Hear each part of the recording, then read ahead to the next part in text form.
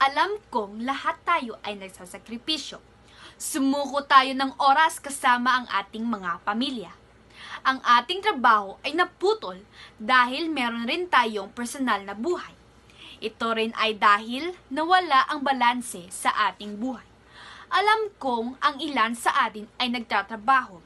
Araw-araw na puno ng takot, pagbibitiw at pag-aalinlangan.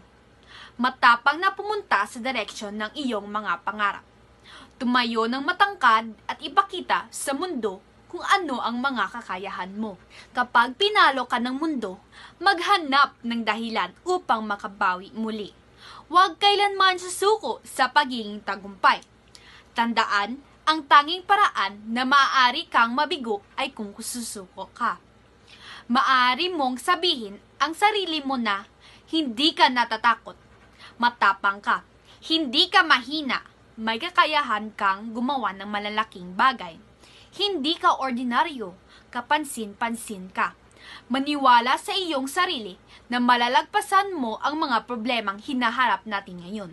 May isang apoy na sumusunog sa loob mo na napakalakas. Naghihintay na lumiwanag sa gitna ng kawalan ng katiyakan. Ang mga mapaghamong oras na ito ay sumubok sa ating mga karakter. Ngunit alam kong hindi tayo umatras. Ang pinaka-epektibong paraan na magagawa natin sa mapaghamong oras na ito ay pahalagan ang bawat isa at ipagdiwang kung ano ang ating nagawa.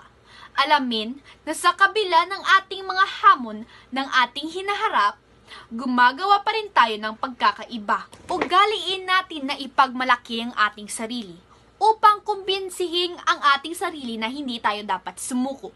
Kung nais mong ituloy ang iyong mga pangarap, nasa iyo ang desisyon. Alamin na ang iyong mga pagpipilian ay mag-iiwan sa iyo ng paghihinayang o tagumpay sa huli.